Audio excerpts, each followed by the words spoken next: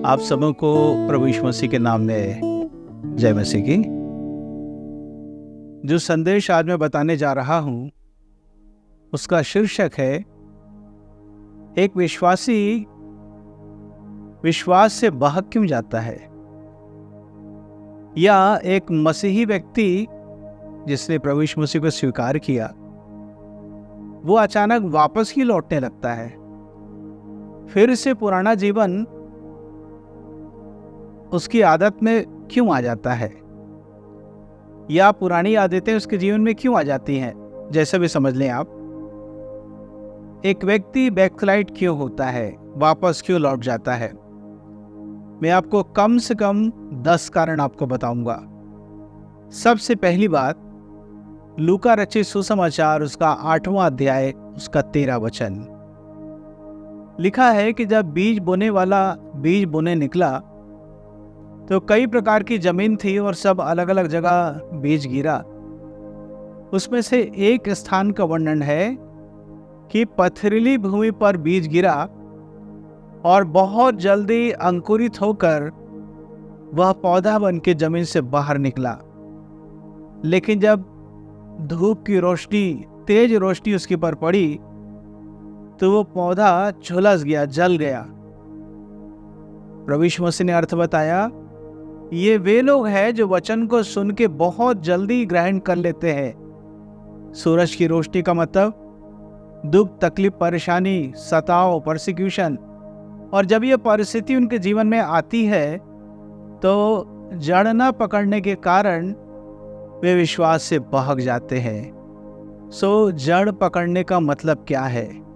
सबसे पहली बात, वैसे इसके कई अर्थ हो सकते हैं। सबसे पहली बात, आप वचन को बहुत अच्छे से समझें। आपके हृदय की गहराई में वो कन्विक्शन, उसका अर्थ और क्या सीखते हैं सबक, पाठ, वो आपके जीवन के गहराई में उतर जाना चाहिए।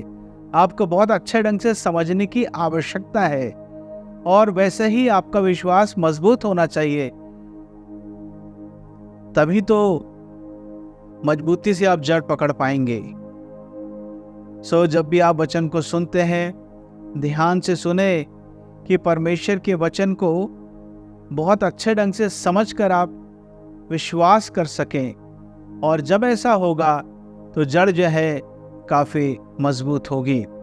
दूसरी बात, दूसरा तीमुथियुस उसका 4वां अध्याय उसका 10 पद, बाइबल में लिखा है, पौलुस ने उस पत्री में कहा कि देमास ने संसार को प्रिय जानकर मेरा साथ छोड़ दिया। अब ये नहीं मालूम कि वो बैकस्लाइड हो गया या क्या है, बाइबल ऐसा कहती नहीं है, पर इस बात को कहने में भी कोई गलत बात नहीं है कि मनुष्य संसार के आकर्षण की वजह से मसीही जीवन से दूर हो जाता है। वैसे संसार का आकर्षण क्या होता है, किसे कहते हैं? संसार मतलब आंखों की अभिलाषा, शरीर की अभिलाषा और घमंड। आंखों की अभिलाषा में ढेर सारी चीजें आती हैं। फिल्मी दुनिया तो है ही, अब इंटरनेट के द्वारा एक बहुत बड़ा क्या कहना चाहिए, विनाश का द्वार खुल चुका है यदि उसका दुरुपयोग करे तो। और इंटरनेट का उपयोग करें तो आत्मिक जीवन में बढ़ने के लिए बहुत अच्छे वीडियो वहाँ पर है, संदेश है, लोगों की जीवनी है और ढेर सारी गवाही सुनने को मिलती है। शरीर की अभिलाषा में ढेर सारे नशे हैं और मनुष्य कई प्रकार का नशा करता है और वो शरीर की अभिलाषा है, उसमें वो फंस चुका है। कौन छुटकारा दिलाएगा? प्रभु यीशु के पास इतनी सामर्थ्य है कि वो आपके पापों को तो क्षमा कर ही सकते हैं, परंतु हर एक बुरी आदतों से वो आपको छुटकारा दिला सकते हैं। और जीविका का घमंड कि मैं इतना पैसा कमाता हूँ या फिर मेरे पास इतनी ढेर सारी चीजें हैं और उसी पर घमंड करना, यही है संसार। संसार मतलब पेड़ पौधे और पृथ्वी, ये नहीं। लेकिन मैंने बताया कि संसार क्या है। संसार में बड़ा आकर्षण है। संसार में हमारा परिवार भी है। प्रभु यीशु ने कहा, यदि कोई अपने माता पिता को, बच्चों को अपने परिवार के सदस्यों को मुझसे अधिक प्रेम करता है तो वह मेरे योग्य नहीं। अपने परिवार के लोगों से तो प्रेम रखना ही चाहिए, क्योंकि यदि कोई अपने परिवार से प्रेम नहीं रखता तो वह अविश्वासी से भी बुरा हो गया है। अपने परिवार की सुधि लेने वाला होना चाहिए, परंतु इन सब से बढ़कर हमको अपने सृष्टिकर्ता परमेश्वर प्रभु यीशु से प्रेम रखने की आवश्यकता है। खैर, यहाँ पर मैं ये बताना चाह रहा था, यदि हम संसार से प्रेम रखेंगे, संसार के प्रति आकर्षित हो जाएंगे, तो स्वाभाविक है कि हम वापस लौट के चले जाएंगे। तीसरा कारण मैं बताना चाहूंगा, यूहन्ना रचित सुसमाचार उसका 6वां अध्याय, यदि आप 53 से 66 पद तक पढ़ें, 53 से 66 तक पढ़ें आप, प्रभु यीशु मसीह अपने चेलों को और एक बड़ी भीड़ उन सबों को वचन से बता रहे थे। और प्रभु यीशु मसीह ने कहा कि तुम्हारे तो बाप दादा जो थे, जो मिस्र से निकले थे इज़राइल कनान देश जाने के लिए, उन्हें मन्ना मिला, स्वर्गीय मन्ना मिला, और फिर भी वो खा के मर गए। और मैं तो जीवन की रोटी हूं जो स्वर्ग से उतरी हूं। अर्थात प्रभु यीशु, इसको मैं फिर से कहना चाहूंगा, प्रभु यीशु मसीह ने कहा कि जीवन की रोटी मैं हूं जो स्वर्ग से उतरा हूं, और जो मेरा मांस खाएगा, जो मेरा लहू पिएगा, उसमें जीवन रहेगा। अचानक से मांस लहू की बात कैसे आ गई? याद रखेंगे, बाइबल के वचनों में काफी गहरा भेद छिपा हुआ है। यूहन्ना बपतिस्मा देने वाले ने यीशु की तरफ संकेत करके कहा था, देखो यह परमेश्वर का मेमना है जो जगत के पाप को उठा ले जाता है। फसह के पर्व में, पासोवर में, लांघन पर्व में हर एक इजरायली अपने परिवार में एक मेमना का वध करते थे और सो खाया करते थे। प्रभु यीशु ने कहा, वही मेमना मैं हूं फसह का, अब तुम्हें मुझे खाना है। लोग इस बात को बिल्कुल समझ नहीं पाए, और लिखा है कि 70 चेले प्रभु यीशु मसीह को छोड़कर चले गए। वास्तव में प्रभु यीशु मसीह को खाना नहीं है, हम लोग नरभक्षी नहीं है, ना ही प्रभु यीशु मसीह ने सिखाया कि तुमको नरभक्षी बनना है, जे नहीं, हमें सभ्य बनना है। पर मांस लहू की बात कहां से आ गई? प्रियो, वो प्रभुभोज की तरफ संकेत करता है। जब हम प्रभुभोज लेते हैं, तो जब हम रोटी लेते हैं प्रतीकात्मक रूप में, वह रोटी प्रभु यीशु के शरीर की तरफ संकेत करती है, और साथ ही साथ हम जो अंगूर का रस पीते हैं वो यीशु के लहू की तरफ प्रतीकात्मक रूप से संकेत करती है। प्रभु यीशु मसीह ने कभी नहीं कहा कि लहू को वास्तव में पीना है। बाइबल में तो यहां तक लिखा कि लहू को पीना भी नहीं। तो क्या मतलब था? प्रभुभोज की तरफ संकेत था। पर 70 चेले इस बात को सह नहीं पाए और समझ ही नहीं पाए। अधिकांश लोग इसलिए वापस लौट के चले जाते हैं क्योंकि परमेश्वर के वचन को गलत तरीके से समझते हैं, नहीं समझते हैं। तो ये कोई बहुत कठिन बात नहीं है, परमेश्वर आज नहीं कल आपको समझा देंगे, आप कभी और समझ सकते हैं। पर वचन को गलत समझना यह सबसे बड़ी समस्या है। वचन को गलत न समझें, क्योंकि आप बैकस्लाइड हो सकते हैं, वापस लौट के जा सकते हैं, विश्वास से बहक सकते हैं। एक और कारण बताना चाहूंगा कि लोग विश्वास से बहक क्यों जाते हैं, वापस क्यों लौट जाते हैं। इफिसियों की पत्री उसका 4वां अध्याय उसका 18वां पद लिखा है। वहां पर उनकी मन की कठोरता की वजह से वे परमेश्वर के जीवन से अलग हो गए। वैसे मन की कठोरता क्या है? मैंने बहुत पहले इस पर संदेश दिया है। मन को कठोर कर लेने का मतलब यह हुआ कि परमेश्वर की आवाज को सुनना ही नहीं, या सुन लेते भी हैं तो उसे मानना नहीं, ढिठाई करना, जिद करना, अपने विचारों पर, अपने सिद्धांतों पर अड़े रहना। मन कठोर करना मतलब अपना जीवन नहीं सौंपना, सेवकाई के लिए तैयार नहीं होना, सेवकाई के लिए बहाने निकलना, या दूसरों को क्षमा नहीं करना। या अपने शब्दों में कहना चाहता हूँ, जो काम परमेश्वर का वचन और पवित्र आत्मा आपसे करने के लिए कह रहा है, आप आनाकानी कर रहे हैं, नज़रअंदाज कर रहे हैं और आप मानना नहीं चाहते हैं। यही है कठोरता। देखिए, एक बहुत भयानक बात लिखी वहां पर कि मन की कठोरता की वजह से वे परमेश्वर के जीवन से ही अलग हो गए। मन कठोर करेंगे, आप परमेश्वर के जीवन से अलग हो जाएंगे, मसीह आपके अंदर रहेगा ही नहीं। इसलिए अपने जीवन को तैयार करने की आवश्यकता है। इसलिए तो लिखा है रोमियो 12:2 में कि तुम्हारे मन के बदल जाने से तुम्हारा चाल चलन भी बदलता जाए। तुम्हारे मन के रीन्यू होने से, तुम्हारे मन के नवीनीकरण से, हर चीज को रीन्यू करना पड़ता है। ड्राइविंग लाइसेंस है, पासपोर्ट है, रीन्यू होता है, फिर से नया बनता है। कई एक फाइल जो है करप्ट हो जाती है, उसे अपडेट करना पड़ता है, इसका मतलब रिन्यू करना पड़ता है, तब फिर वो उपयोगी होती है। ऐसी हम दुनिया के कई लोगों के साथ रहते हैं, उठते बैठते, उनके विचार को जानकर, उनकी बातचीत को सुन सुन के हमारे जीवन की कई विचारधाराएं थोड़ी सी फर्क हो जाती है, जो बाइबल पे आधारित नहीं होती हैं। इसलिए फिर से रिन्यू करना पड़ता अपने दिमाग को, विचारधारा को, हमारे खुद के सिद्धांत को, और तब हमारा जीवन और अच्छा हो जाता है। एक और कारण मैं बताना चाहूंगा। पहला राजा 11 उसका 4 वचन। राजा सुलेमान की ढेर सारी रानियां थी और वे सब अलग अलग धर्म और जाति की थी, और उनका जीवन बदला हुआ नहीं था, वो विश्वासी नहीं थी। और जब राजा सुलेमान बूढ़ा हुआ तो उनकी जो रानियां थी, सुलेमान की जो रानियां थी, वे अपने अपने सिद्धांत को सिखाने लग गए सुलेमान को। और तब लिखा है कि सुलेमान जो है, उसका मन पहले के समान सिद्ध नहीं था, बहक गया, वो विश्वास से बहक गया। मैं अपने शब्दों में कहना चाहता हूं, आपके परिवार के लोग भी आपको विश्वास से भ्रमित कर सकते हैं, बहका सकते हैं, वापस लेकर जा सकते हैं। संभल कर रहिए। पहला कुरिन्थियों 15 उसके 33 में 33 में ऐसा लिखा है कि धोखा न खाना, बुरी संगति अच्छे चरित्र को बिगाड़ देती है।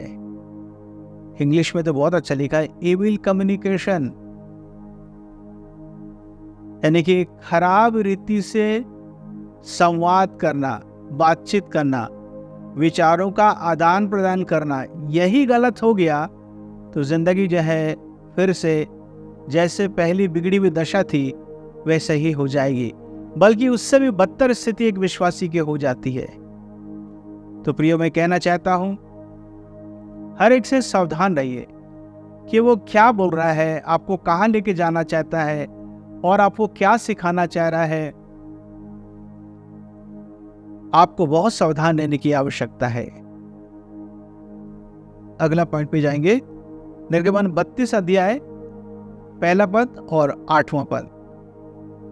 वैसे तो आप पूरा अध्याय पढ़े तो ज्यादा अच्छा है।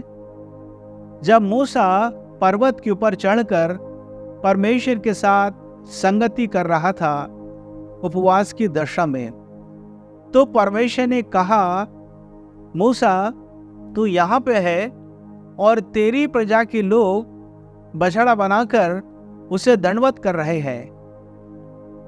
तो क्या कारण था विश्वासियों के बहकने का? एक सबसे बड़ा कारण ऐसा मैं सोच सकता हूं, वैसे तो कई कारण हो सकते हैं। एक बड़ा कारण यह था, लीडर की अनुपस्थिति में, एक अगुवे की अनुपस्थिति में प्रजा जो है वो बहक सकती है। इसलिए अच्छा है कि एक से ज्यादा लीडर हो और अच्छे लीडर हो। एक मेन पास्टर है, उसके अलावा भी कई लीडर्स हैं, सो वो काम को संभाल लेंगे। हारून था जरूर एक अच्छा लीडर, मरियम एक अच्छी लीडर थी, परंतु अफसोस हारून जो था उसने गलत काम किया। प्रियो, मैं कहना चाहता हूं, पास्टर प्रचारक हमेशा हमेशा चर्च के साथ रह नहीं सकते, उन्हें बाहर भी निकलना पड़ता है सेवकाई करने के लिए। अपने काम के लिए भी कई बार उन्हें बाहर जाना पड़ता है, चाहे सुख की बात हो या दुख की बात हो, पास्टर को अपने शहर से बाहर जाना ही पड़ता है। मैं आपसे कहना चाहता हूं, हमारा स्थानीय जो लीडर है, स्थानीय अगुवा, पास्टर तो है ही, पर उनसे बढ़कर हमारे पास एक बड़ा अगुवा है, एक बड़ा लीडर है, उसका नाम है प्रभु यीशु मसीह। और वो एक ही समय में सब जगह उपस्थित रहने वाले परमेश्वर हैं, सर्वव्यापी हैं। इसलिए यहाँ पर मैं यही कहना चाहूँगा, परमेश्वर के साथ उठते बैठते चलते फिरते संगति करिए। मैंने एक बात पे ध्यान दिया, जो विश्वासी परमेश्वर के साथ ज़्यादा समय व्यतीत नहीं करता है, वो बहुत जल्दी विश्वास से बहक जाता है और वो वापस लौट के चला जाता है। इसलिए अपनी आदत में इसे शामिल कर लीजिए कि प्रत्येक दिन आपको परमेश्वर से बातचीत करना है, प्रार्थना करना है, आराधना करना है, अपनी बात को परमेश्वर के सामने रखना है, संगति करना है। पवित्र वचन को पढ़कर भी आप परमेश्वर के साथ संगति करते हैं। परमेश्वर के वचन की तुलना दूध के साथ और रोटी के साथ भी की गई है। दूध जो है वह नवजात शिशु को दिया जाता है, लेकिन रोटी जो है वो उसको दिया जाता है जो उससे पचा सकता है, जिसकी उम्र बड़ी है। तो प्रिय, मैं कहना चाहूँगा, वचन को रोज पढ़ने की आवश्यकता है। यदि वचन को नहीं पढ़ेंगे तो हो सकता है कि आप विश्वास से बहक भी सकते हैं। ये मैं आपको कोई नई व्यवस्था नहीं बता रहा हूँ, परंतु वचन से ही मैं आपको बता रहा हूँ। प्रत्येक दिन हमें बाइबल को पढ़ने की आवश्यकता है, वचन को पढ़ने की आवश्यकता है। यदि आप परमेश्वर के साथ संगति नहीं करेंगे, अति शीघ्र आप वापस लौट के चले जाएंगे। अभी तक तो मैं आपको व्यक्तिगत संगति परमेश्वर के साथ कैसे रखना ये मैं आपको बता रहा था, पर एक और संगति है जिसे सामूहिक संगति कह सकते हैं। जिस भी स्थान में आप रहते हैं, आप पता लगाइए कि वहां पर कोई अच्छा चर्च है या नहीं। जब मैं चर्च शब्द उच्चारित करता हूं तो आप चर्च बिल्डिंग ना सोचें, चर्च बॉडी, कलीसिया, लोगों का समूह, और वहां बराबर उनके साथ मिलकर संगति करें। अब मैं आपको एक और कारण बताना चाहता हूं। दूसरा इतिहास उसका 25वां अध्याय, दूसरा इतिहास 25वां अध्याय, ढेर सारे पद हैं, आप जरूर से निकालकर उस अध्याय को पढ़ें। अमस्या राजा के विषय में लिखा हुआ है। एक अच्छा राजा था, हालांकि सिद्ध नहीं था। एदोमियों के विरुद्ध उसने युद्ध किया और युद्ध में जय प्राप्त किया, पर सेईर लोगों का जो उनका देवता था उनको वो लेकर आ गया और अपना परमेश्वर मानकर उसको स्थापित किया और उसी की आराधना करना प्रारंभ किया, और इस वजह से वो विश्वास से बहक गया और बहुत बड़ी सजा उसको मिली। प्रिय, मैं कहना चाहता हूं कि कई लोग इसलिए विश्वास से बहक जाते हैं क्योंकि जब उन्हें बहुत सफलता मिलती है तो अपने जीवन की चौकसी नहीं करते हैं। इसी कारण तो बहक गया था।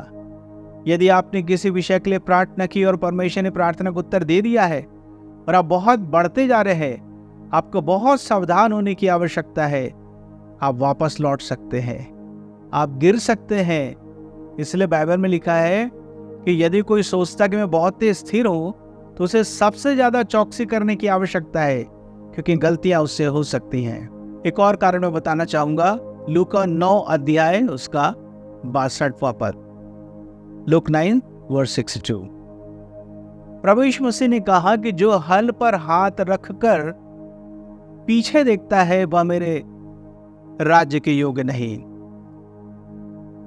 फिलिपियो 3:13 में पौलुस ने लिखा, इसलिए मैं आगे की ओर देखता हुआ दौड़ा चला जाता हूँ, निशाने की ओर देखकर दौड़ा चला जाता हूँ और बीती हुई बातों की तरफ ध्यान नहीं देता।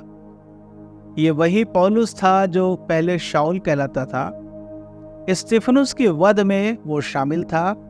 बहुत सारे लोगों को मारता पीटता था जो प्रभु यीशु मसीह पर विश्वास करते थे, घसीटता था और जेल में डाल देता था। रह रहकर ये सारी बातें उसे याद आती होंगी, इसलिए वो कहता कि मैं पुरानी बात को, बीती बात को मैं ध्यान नहीं देता। अच्छा है कि हम अपने गलतियों से सीखें, पर हम गिल्टी कॉन्शियंस में ना रहे, दोषी विवेक में ना रहे। प्रभु ने हमें क्षमा कर दिया, एक नई जिंदगी प्रदान किया है। अब हमें निशाने की ओर देखते हुए चले जाना चाहिए। पीछे की तरफ देखने का मतलब आगे परमेश्वर है, उसकी तरफ आकर्षण कम है, और जो जिंदगी हम छोड़ के आ रहे हैं उसमें ज्यादा आकर्षण नजर आ रहा है। हो सकता है कि आप नौकरी छोड़कर प्रभु की सेवा कर रहे हैं, हो सकता है आप बिजनेस छोड़कर प्रभु की सेवा कर रहे हैं, लेकिन आपको आकर्षण किस में अभी भी नजर आ रहा है? बिजनेस में, नौकरी में, कि प्रभु यीशु मसीह में? आपको प्रभु यीशु मसीह में ज्यादा आकर्षण मिलना चाहिए, क्योंकि वो तो परमेश्वर है। मेरे कहने का ये मतलब नहीं कि आप नौकरी ना करें, बिजनेस ना करें, आप कर सकते हैं। जीविका का कोई भी अच्छा साधन होना चाहिए, कानूनी रूप से, नैतिक रूप से एक अच्छा काम हम करने पाए, पर सबकी बुलाहट फर्क फर्क है। प्रिय, मैं कहना चाहता हूँ, जबकि हम लोग प्रभु की सेवा करते हैं, एक समय था जब प्रभु की सेवा करना मैंने प्रारंभ किया तो मेरे पास दो रास्ते थे, या तो मैं नौकरी कर सकता था या मैं सेवा कर सकता था। मैंने कहा कि नौकरी करते हुए भी सेवा किया जा सकता है, लेकिन मेरे लिए जो बुलाहट थी परमेश्वर की, मेरे लिए वो फर्क थी। परमेश्वर ने कहा कि मुझे पूर्ण रूप से प्रभु की सेवा करना है, कोई नौकरी नहीं करना है। और प्रभु ने इतने साल हो गए, 40 साल होने जा रहा है, बाइबल कॉलेज से निकलकर 38 साल हो चुके हैं मुझे सेवा करते हुए। परमेश्वर को महिमा मिले। फिर लिखा है मत्ती 24 के 12 में कि अधर्म के बढ़ने से बहुतों का प्रेम ठंडा हो जाएगा। सब तरफ बहुत ज्यादा पाप बढ़ते ही जा रहा है, परसिक्यूशन, सताव बहुत बढ़ रहा है, लोगों की हत्याएं हो रही हैं, परमेश्वर के लोगों की हत्याएं हो रही हैं। अधर्म के बढ़ने से बहुतों का प्रेम ठंडा हो जाएगा। मैं ऐसा सोचता हूं, हो सकता है कि कई लोग डर के मारे भयभीत हो जाएंगे, डर जाएंगे और मसीह यीशु के पीछे चलना छोड़ देंगे, क्योंकि उन्हें सताया जाएगा। अधर्म के बढ़ने से बहुतों का प्रेम ठंडा हो जाएगा। प्रभु यीशु मसीह ने कहा, परमेश्वर के वचन में लिखा है ऐसा होगा। ऐसा में लिखा है कि जो अपना प्राण प्रभु यीशु मसीह के लिए दे देता है उसे जीवन का मुकुट मिलेगा। जो अपना प्राण देता है वो जीवन को पाता है, लेकिन जो डर के मारे इधर उधर भाग जाता है और विश्वास से बहक जाता है उसे तो सजा मिलेगी। जो विश्वास की कीमत चुकाने की आवश्यकता है, हालांकि इसके लिए परमेश्वर के विशेष अनुग्रह की आवश्यकता है। एक और कारण कि विश्वासी बहक क्यों जाता है, गलत शिक्षा के कारण। गलत शिक्षाएं संसार में बहुत बढ़ती जा रही हैं, इसलिए किसी अच्छे चर्च में रहिए, वहीं जाइए और स्वयं बाइबल पढ़िए और अध्ययन करिए। परमेश्वर के वचन के सही सिद्धांतों को, डॉक्ट्रिन्स को आपको जानने की आवश्यकता है। कहीं ऐसा न हो कि गलत सिद्धांत में चले जाए और आप विश्वास से भाग जाएं। सो मैंने आपको बताया ऐसे ढेर सारे कारण है कि एक विश्वासी बहक क्यों जाता है। एक आखिरी कारण मैं बताना चाहूंगा, लूका 11 अध्याय 24 से 26। प्रभु यीशु मसीह ने कहा, जब किसी व्यक्ति के जीवन से दुष्ट आत्माएं निकलती हैं, वो दुष्ट आत्मा निकल के चली जाती हैं, फिर उस दुष्ट आत्मा को कहीं चैन नहीं मिलता। फिर वो कहती है कि मैं अपने पुराने घर जाके देखती हूँ कि कैसा वो घर। और जब आके देखती है उस व्यक्ति के जीवन को कि उसका घर जो है अच्छे से झाड़ू लगा हुआ है और सब कुछ व्यवस्थित है, तो वो कहती है कि मैं अपने से और ज्यादा बुरी 7 दुष्ट आत्माओं को लेकर आऊंगी, क्योंकि ये घर तो सुनसान पड़ा है। सबसे पहले तो मैं ये बता दूं कि झाड़ू लगने का मतलब क्या है, साफ सफाई का मतलब क्या है। इसका मतलब उस व्यक्ति के जीवन से सारी बुरी आदतें दूर हो गई हैं। अब उसका जीवन व्यवस्थित हो गया है, गंभीर हो गया है, कोई भी बुरी आदत नहीं है। परंतु एक सबसे बड़ी बात यह है कि उसका जीवन सुनसान है, उसके जीवन में प्रभु यीशु मसीह नहीं है, तो वो 7 दुष्ट आत्माएं और आ जाती हैं और उस व्यक्ति की दशा पहले से भी बदतर हो जाती है। प्रियो, हमें बुरी आदतों से केवल छुटकारा ही नहीं पाना है, लेकिन यीशु को जीवन में स्वीकार करना सबसे बड़ी बात। नहीं तो हम विश्वास से बहक जाएंगे, वापस लौट के चले जाएंगे। केवल छुटकारा ही प्राप्त नहीं करना है, छुटकारे देने वाले को प्राप्त करना है अपने जीवन में विश्वास के द्वारा, उसे स्वीकार कर लेना है। सो मैंने आपको बताया कि आपका जीवन जो बहुत ही कीमती है, मसीही जीवन, लेकिन एक व्यक्ति विश्वासी जीवन से बहक क्यों जाता है? ये ढेर सारे कारण मैंने आपको बताया। हम अपने जीवन को जांचें और अपने जीवन को ठीक करें। आइए हम प्रार्थना करेंगे। पिता परमेश्वर, मैं आपको धन्यवाद देता हूं आज के वचन के लिए। प्रार्थना करता हूं पिता परमेश्वर, सुनने वालों पर अनुग्रह कीजिए कि कोई भी विश्वास से बहकने ना पाए, लौटने ना पाए। हर एक वो कारण जिसकी वजह से लोग भाग जाते हैं, यीशु के नाम से हर एक दुष्टात्मा को नाश करता दूर करता हूं। यीशु आपके लहू को सबके पर छिड़क देता हूं। दया कीजिए पिता परमेश्वर, जय का जीवन दीजिए। आपकी उपस्थिति के लिए, आपकी सहायता के लिए मैं आपको धन्यवाद देता हूं। प्रभु यीशु के नाम से मांगता हूं, सुनो ग्रहण कर। आमीन।